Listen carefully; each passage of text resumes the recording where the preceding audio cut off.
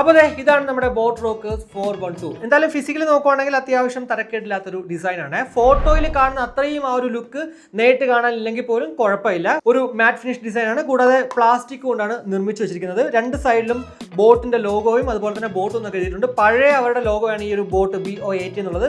ഇപ്പോഴത്തെ അവരുടെ ലോഗോയാണ് ആ ഒരു ബോട്ടിന്റെ സിമ്പിൾ കേട്ടോ. കൂടാതെ വലതുവശത്ത് നമുക്ക് ബീസ് മോഡ് 40ms ആ ഒരു ലോ ലേറ്റൻസി മോഡ് ഓൺ ആക്കാനായിട്ടുള്ള ഒരു ഡെഡിക്കേറ്റഡ് ആയിട്ടുള്ള ബട്ടൺ കാണാൻ സാധിക്കും. പ്ലസ് ബട്ടണും പവർ ഓൺ ഓഫ് ബട്ടൺ കാണാം, മൈനസ് ബട്ടൺ കാണാം. തൊട്ട് താഴെയായിട്ട് ടൈപ്പ് സി പോർട്ടും അതിന് തൊട്ട് താഴെയായിട്ട് നമുക്ക് LED മൈക്കും ഒക്കെ തന്നെ കാണാൻ സാധിക്കുന്നതാണ്. ഏറ്റവും മുകളിലത്തെ ഭാഗം എന്ന് പറയുമ്പോഴത്തേക്ക് ഒരു മെറ്റൽ ബോഡി കൊണ്ടാണ് നിർമ്മിച്ചിരിക്കുന്നത്. കൂടാതെ നമുക്ക് ഈ എക്സ്പാൻഡ് ചെയ്യുന്ന സ്ഥലവും ഒരു മെറ്റലാണ്. സോ പെട്ടെന്ന് പൊട്ടിപ്പോകാൻ ചാൻസ് ഇല്ല. ഈ ഒരു ഹെഡ്ഫോണുകളുടെ അതായത് ഓവർ ഹെഡ് ആയാലും ഓൺ ഇയർ ആയാലും ഉള്ളൊരു ഡ്രോബാക്ക് എന്ന് പറയുമ്പോഴത്തേക്ക് ഇവിടെ ഈ ഒരു ഭാഗം പെട്ടെന്ന് പൊട്ടിപ്പോകുന്നു എന്നുള്ളതാണ്. പക്ഷേ ഇവിടേക്ക് വരുമ്പോഴത്തേക്ക് ആ ഒരു പ്രശ്നം പെട്ടെന്ന് അങ്ങനെ ഉണ്ടാവാൻ ചാൻസ് ഇല്ല. കാരണം ഈ ഒരു മെറ്റൽ പോർഷൻ ഉള്ളത് കൊണ്ട് തന്നെ കേട്ടോ. 40mm ഡ്രൈവേഴ്സ് ആണ് നമുക്ക് ഈ ഒരു ഹെഡ്ഫോണുകളിലുള്ളത്.